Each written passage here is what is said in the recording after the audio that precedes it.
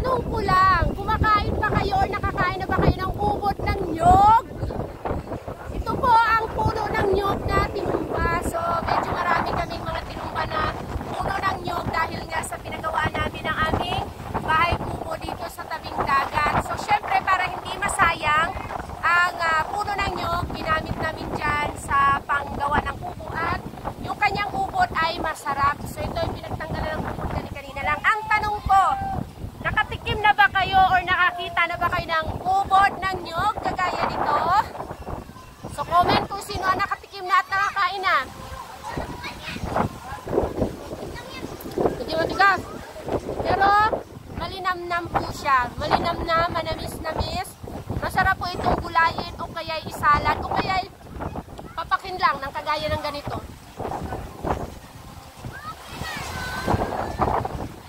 Yung makakagat na may burst tayo. Pero masarap siya. Yung mahaba. Masarap yan gulayin or gulayan. Tapos, ayun, meron pa doon. Yan, sa mga hindi pa po nakakatikim ng ubod ng nyog, ito siya. Ayan, yan. Malinamnam po siya na manamis-namis. Fresh na fresh. Masarap din ito gawing lumpia. Lumpia na ubod ng nyog. So, laki-laki ng puno ng nyog, diba? Tapos kung makukuran mo lang, ganito na yung makukuha mo. Ayan, napakasayang naman kung sasadyaing tutumbahin ng nyog. Pero halimbawa, ganyan na ang mga nyog ninyo ay natumba dahil sa bagyo o kaya tinamaan ng kidlat. Pwede nyo yung kuhaan ng ubod.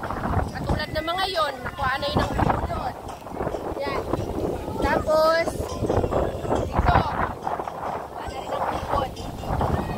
Gagawa sila walis. Ayun. Sana hindi to. Oh, ayun na. Ay, ko. Ito yung pinagkunan ngayon lang. Tingnan natin. Tapos na. Ayan.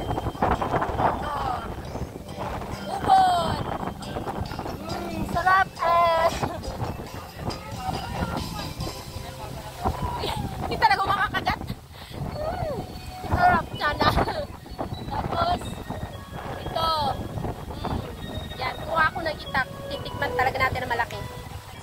Kaya na bubod. Yan ang sarap. Ito daw. Kaya na daw na natin ito bubod.